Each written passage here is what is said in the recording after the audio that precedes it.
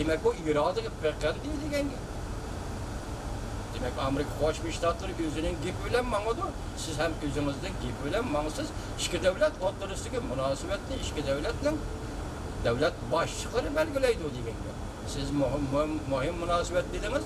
Amerika ham shunday e'tibor berib keldi. Lekin shart hozir kelayotgan shartini biz boshda aytdik. Mesele yalnız savdo sohbeti meselesi ama bu yani başka meseleler ama başta ne mi dedik? İlgili hukuk, ilgili hukuk savdo ministeri, savdo ministerinden muavin ministeri ne mi depti? O ilgili hukuk, özara hürmet kılış, özara hürmet kılıştın meselesi ilgili hukuk meselesi. Şangan meselesi doğrusu da başkalarının 20 devlet 20 fikir kılışkı yol koymayımız. Mesela Washington alaylı, siz Şangay'ın meselesi doğrusu da başka devletlerden Osaka'daki 20 devlet yığılışı da gap kılışkı yol koymayımız. Bu sizden ihtiyarınız mı? Cungoluk bayanat efendi. Banşu'nun efendi.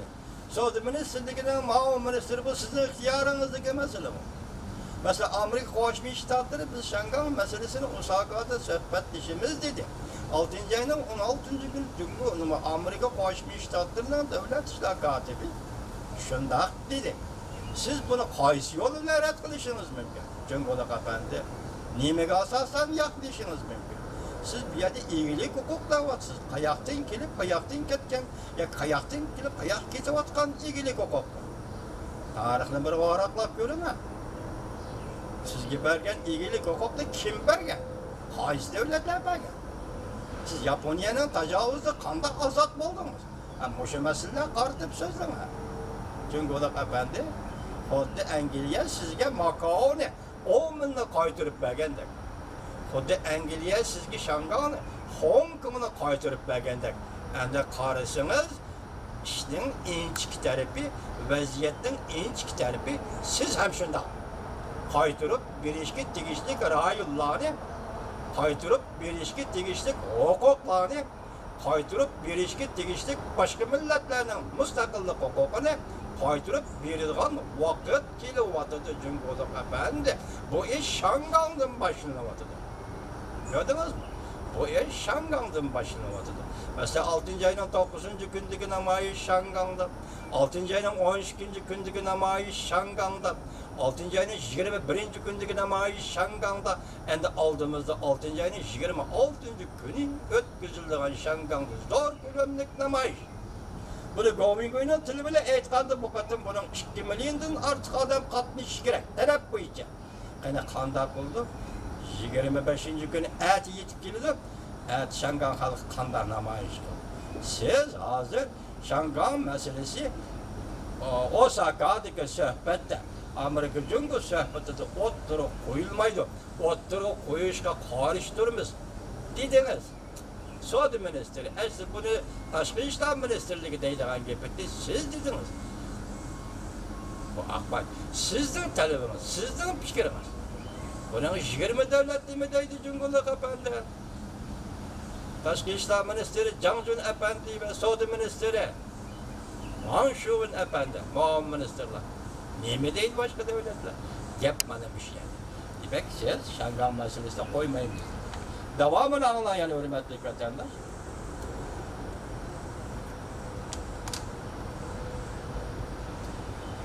İradesiga bağlıq bo'lmaydi. Prezident Trump qo'zg'agan savdo urushi, fan texnika urushi, vaziyati ostida nurg'ulg'an kishilar Amerika Cumhurbaşkanı ikki taraf strategik qarshilashish vaziyatiga kirib qolamdi deb ansirgan edi.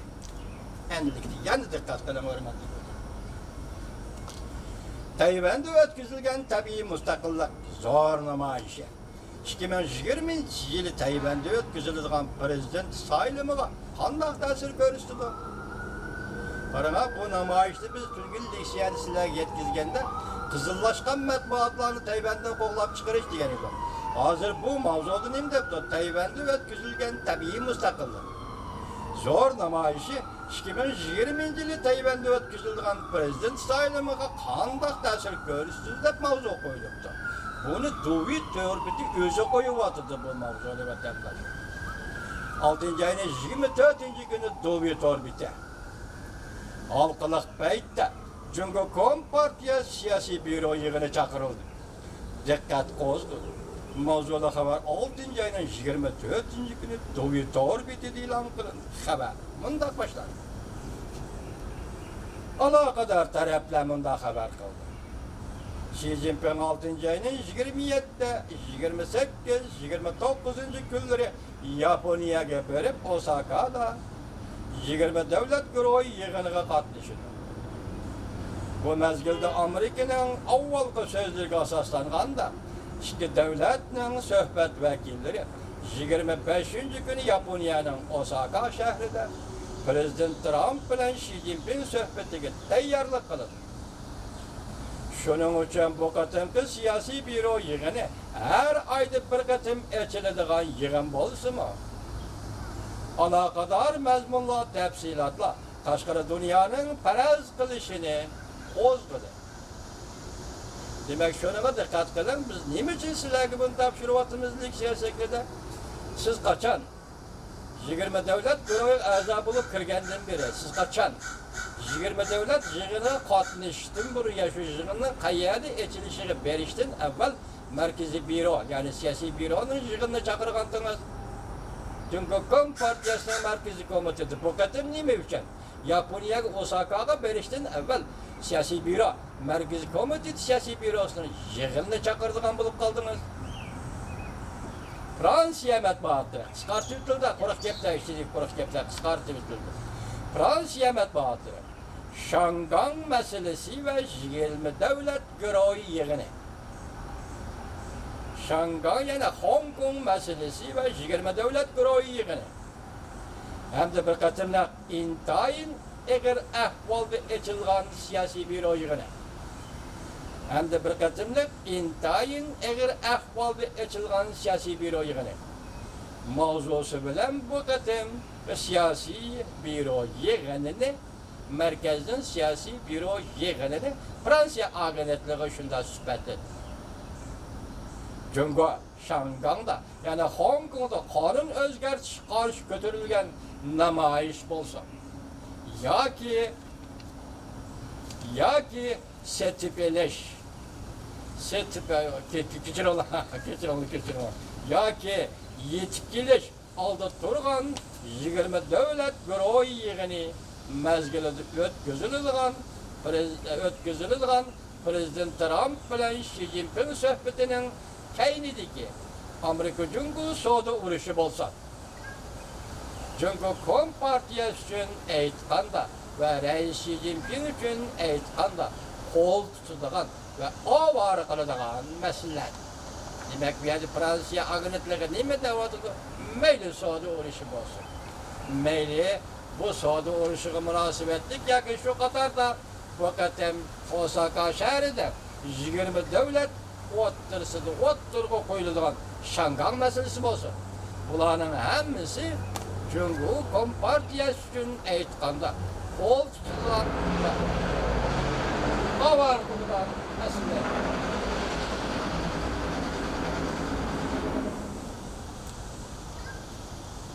Ana şehrimizde gördüğümüz vatandaş aynak gözüyle mandak tahlil kıldı. Siyasi büro yığınının adeti boyunca, başka türler boyunca muhakeme edip verildi diyen bir cümle işidi Şangay meselesi. Prezident Trump ile Xi Jinping söhbeti ve Amerika-İran münasebetleri var. Ben bir yerde koşup koydum Amerika-İran münasebetini bir yerde kısaca sözde taraftarlık tegil durdu etrafımda. İran meselesi sebep şu ki Hormuz'u boğuzu meselesi. Hormuz'u boğuzudan dikkat kılan vatandaş 91% ham nipet Cungu'ga körediğen 91%'lik ham nipet Hormuz'u boğuzu arkalık geldi. Kendiniz bugün 25. günü Prezident Trump İran'ı imbarı kılı siyasi oturup mi dedi? Prezident Trump İran'ı imbarı yürgücü siyasi ilan kıldı.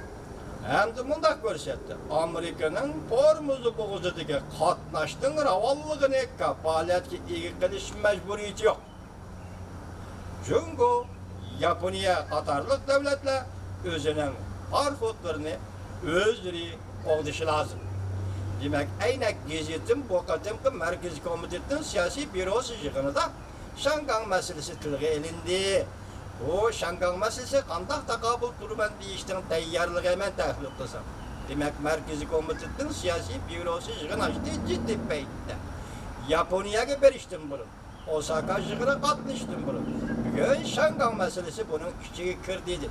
Lekin doğru siyasi büro maxsus Şangan meselesi doğrusu yığın açamaydı. O tezkep dostum, o tezkep. Devlet şu aman ağdırılıp gidiyordu. Bundan yığını açamaydı. Bir yerde neyimi davatıdı? Başka mesele Katar'dan. Demek sizden bu kadın Osaka'da. Prezident Trump ile söhbetleşkende Şangan meselesine oturup koyuluşunu tutup kalalmaydıqallığınızı siz ciddi çakırğansa büro, siyasi büro yığını ispatla. Demek ki red kılamayız. Bir yerde siz başta ne mi dediniz? Hürmet kılış, ilgilik hukuklu hürmet kılış. Demek bu mu akmaydıgan gep bol? Demek bu kadın Şangan meselesi, Hong Kong meselesi, Osaka'da 20 devlet yığını da oturup koyuladigan görün tamaş yani. Şonunki koşum çağılda Uyg'uriston meselesi, yig'ilish lageri meselesi, o'ldirilishlar. Mana yaqinda Amerika Ovoz radiosi yana bir xabar e'lon qildiki, kelar qitim sizlarga tayyorlaymiz deb hadi bir vatandosh nima dedi? Hozir yig'ilish lageriga munosabat tikaldi.